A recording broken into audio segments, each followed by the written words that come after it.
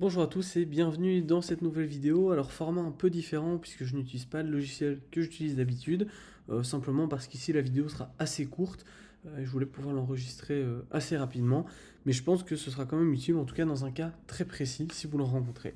Alors ici, pour vous expliquer rapidement, on est dans le cadre d'une automatisation et je souhaiterais pouvoir récupérer la date et heure à laquelle s'exécute l'automatisation.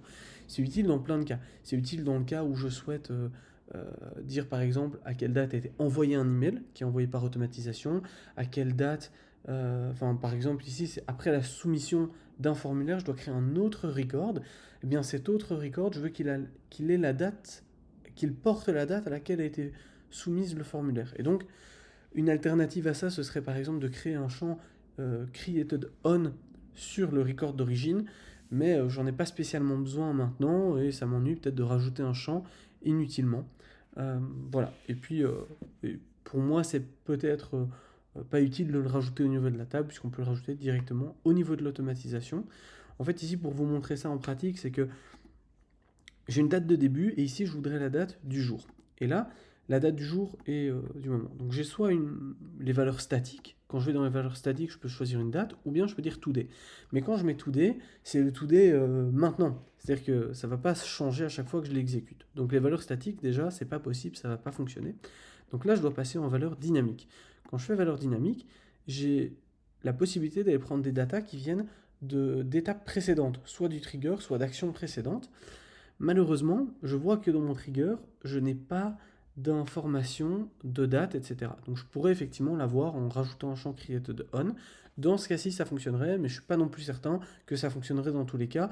Un exemple de ça, c'est par exemple si j'envoie un email, ça ne va pas correspondre à la date de created on. Ça correspondra peut-être à une date de modified on sur un champ spécifique, etc.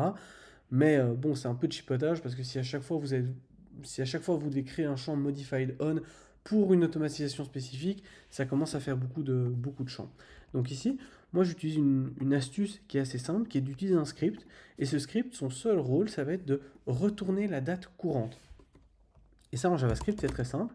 C'est que je mets let date égale new date. Donc là, je vais créer un nouvel objet date et je vais mettre un date as string qui est donc ma date.toIsoString.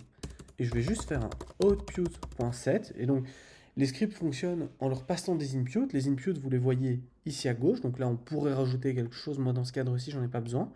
Puisque je ne me base pas sur des données entrantes, je me base juste sur la date actuelle. Donc, j'ai besoin d'aucune info préalable pour faire mon traitement. Et par contre, je vais output la date, comme ça je pourrais la réutiliser dans les étapes suivantes.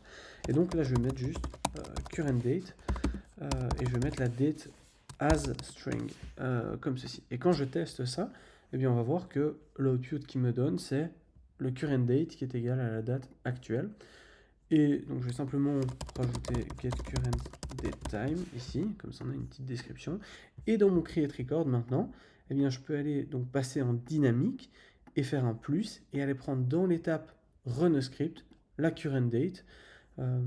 Et donc là, quand je vais exécuter ceci, dans le champ début sera noté la date à laquelle s'est exécutée l'automatisation. Voilà, donc c'est un petit tips rapide pour vous aider. J'espère que ça aura été utile. Comme d'habitude, n'hésitez pas à laisser un commentaire en dessous de cette vidéo si jamais vous avez des questions, etc. Et puis sinon, je vous dis à la prochaine fois pour une nouvelle vidéo. Salut!